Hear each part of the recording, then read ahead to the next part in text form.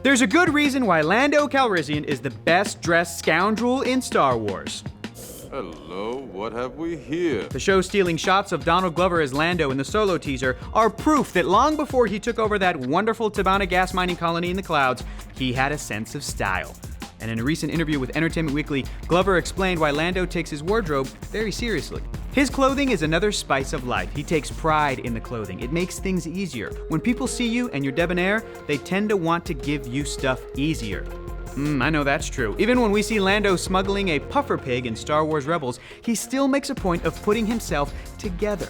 This appearance is set 4 years before the Battle of Yavin, aka Star Wars A New Hope, and we think Solo takes place at least 5 years before that. That would explain why Lando needs the Ghost crew for his special cargo in Rebels. He'd already lost the Millennium Falcon to Han Solo. Plus, when you think about it, 10 years would give Han just enough time to take the Falcon from looking like this to looking like this.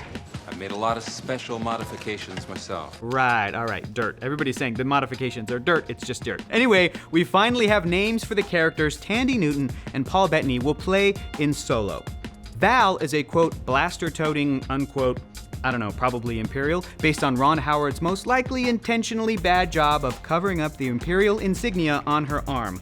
Most folks seem to think Val is an Imperial tasked with giving Han and the gang a hard time, though it's also possible that she may be an ally just dressing up as an Imperial because, let's be honest, that happens in Star Wars a lot. I've got a bad feeling about it. Quiet.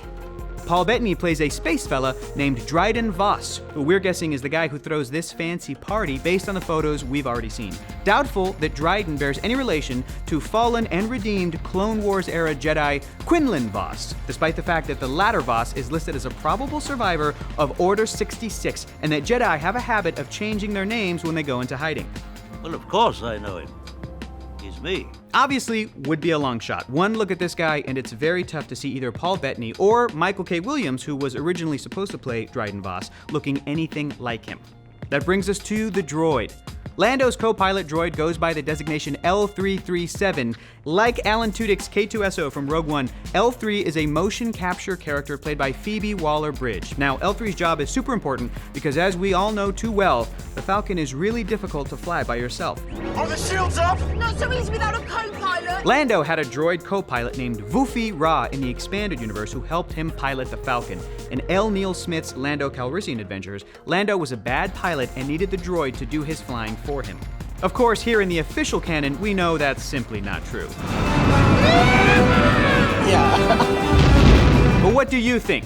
Is Donald Glover's Lando going to be the best part of Solo? Is there anyone in the Star Wars canon with this much swag? Maybe Cassian Andor. He has lots of sweet, sweet jackets. Let's discuss. Anyway, thanks for watching. Tag your favorite morally ambiguous scoundrel turned respectable businessman in the comments, and until someone offers you a deal that just gets worse all the time, join us here at Nerdist.com.